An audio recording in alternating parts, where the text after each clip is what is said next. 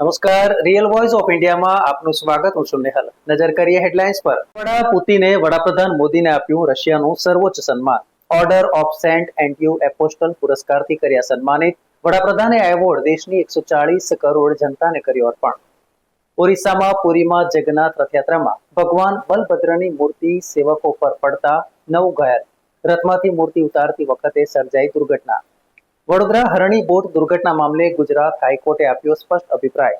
વડોદરાના પૂર્વ કમિશનરો એચ.એસ. પટેલ તેમજ વિનોદ રાવ સામે ભરે શિસ્તભંગના પગલા.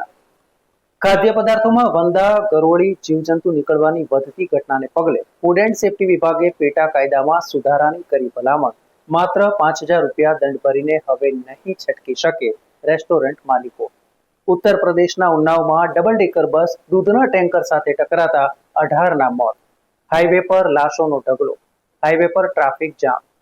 ગૌતમ ગંભીર બન્યા ટીમ ઇન્ડિયાના નવા કોચ. રાહુલ દ્રવિડનું લેશે સ્થાન.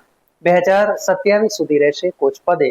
પ્લેયર તરીકે 2 વર્લ્ડ કપ જીત્યા છે ગૌતમ ગંભીર. ન્યૂઝ, વ્યૂઝ અને એનાલિસિસ માટે આપ જોતા રહો રિવોય, રિયલ વોઇસ ઓફ ઇન્ડિયા. નમસ્કાર.